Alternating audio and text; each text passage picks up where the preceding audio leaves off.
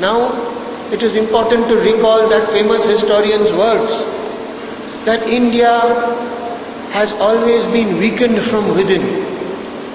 Today, that force is communism. They are helping the Islamic fundamentalists thrive. I don't blame my Muslim brothers. They are as much victims of them. The Muslims have been kept backward. They are being kept poor. They are being kept illiterate, so that they can be used by these communists in their agenda. I will give you a simple proof.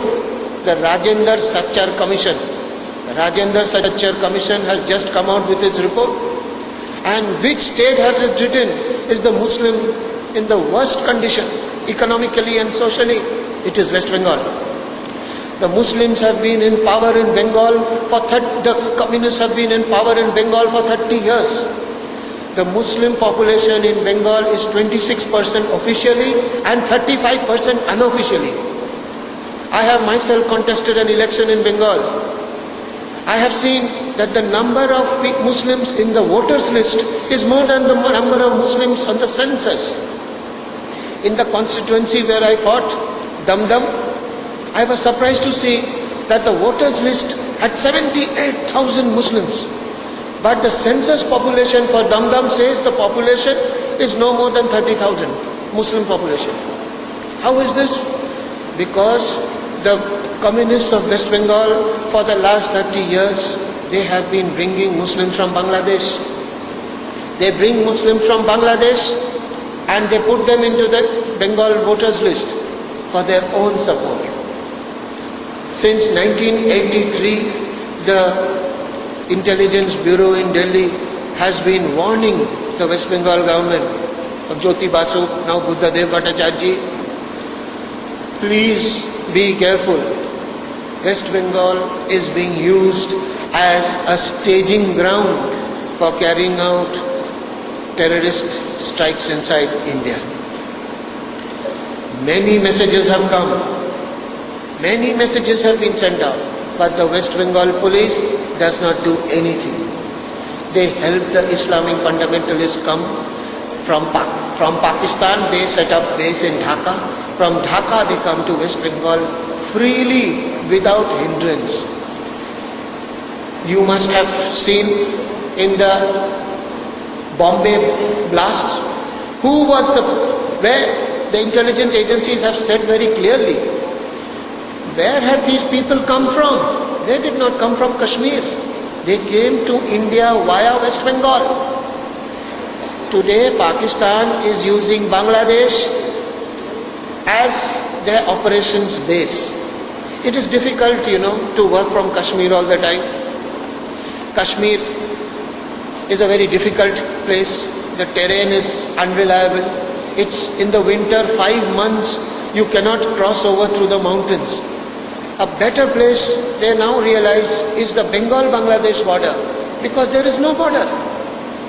The communists are welcoming these people and giving them shelter, because they are helping the communists to stay in power.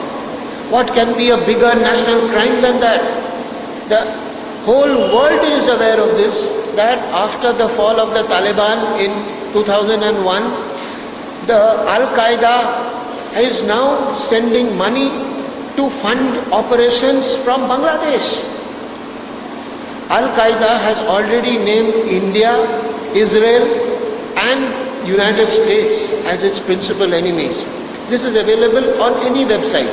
You do not have to listen to believe this by listening to me. You go to any website of the Al-Qaeda or the Lashkar-e-Taiba, you will see very clearly it is written that India is as much as enemy to the Al-Qaeda and Islamic fundamentalism as America and Israel. This is where the work of the communists of India become important. They are helping these people to come. When the Bombay blast happened, the chairman of the West Bengal Left Front Committee, Biman Bose, he said in a statement that the BJP and the Shiv Sena have exploded those bombs. He said it clearly, in the press also it came. Why did he say that? because he was afraid that the focus would shift to him. He tried to create a red herring, a false charge he made so that the attention is diverted. He said that in the Shiva Sena there is no factionalism between two brothers, and one of the brothers has blasted those bombs in the train. Such kind of lies can only come from a communist mind. Has the Shiva Sena ever killed innocent people or even carried out any murderous operation? Why did the communists say this? Because they were guilty. In the Malegaon blast, there was a blast. Muslims were killed. Again they said the same thing. The RSS has done it. VHP has done it. Why are the communists becoming so offensive? Because they know that the intelligence agencies are watching them. They want to shift the attention. But we must also realize that the communists are the most protected species today. Since 2004, they are now controlling the UPA government. They can do anything they want. They have created this bogey about Hindu fundamentalism just for their self-preservation. There is no such thing as Hindu fundamentalism. Hindus are not fundamentalists. We have been talking about Sarva Dharma Sambhava. We have been talking about Vasudeva Kutumbakam for 5,000 years. We are not fundamentalists. The real fundamentalists are the communists. I will give you a couple of examples. Which ideology talks about hatred? Which ideology talks about class enemy? Which ideology talks about social conflict as a necessity to revolution? There is no such line in Hinduism. In the entire Rigveda, in the Bhagavad Gita, you will not find a single line asking man to wage war against man. Communism is a philosophy which is alien to us. Mahatma Gandhi had written that when he saw the communists betray the freedom movement. He had said that communism is from Eastern Europe and it is the most violent philosophy. It is the most violent political ideology, much more violent than any religion. Any religion. Communism is the most violent curse on humanity. I am very much saddened to say that I do not find much intellectual activity focused on the communists. Since 1991, a lot of books have been published in the Western world. But I am very saddened that there is not much awareness about these books in India, especially in Bengal and Kerala, the two states of India which has been ravaged the most by communists. Vladimir Volkogonov has written a 2-volume book called Rise and Fall of the Soviet Empire.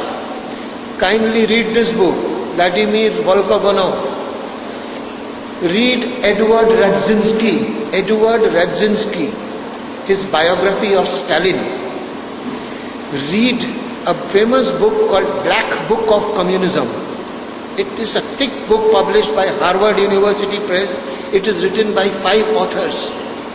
Then finally read a biography of Lenin, written by a former Communist Party of India member of parliament called Amal Datta. Who is Amal Datta? Amal Datta is a nephew of Jyoti Basu. He was a member of parliament of the CPIM.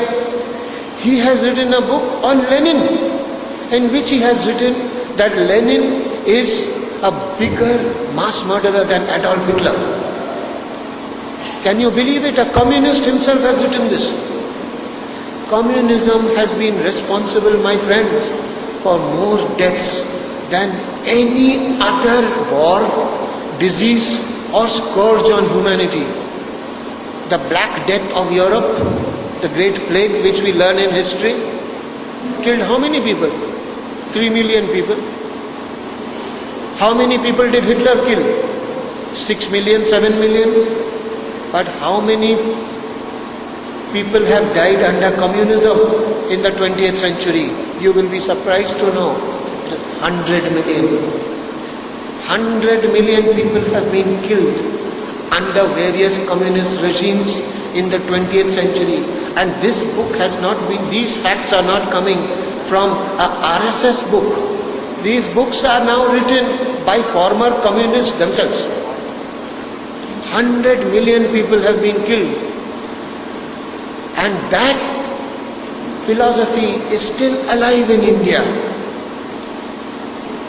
continued by the CPIM and the CPI.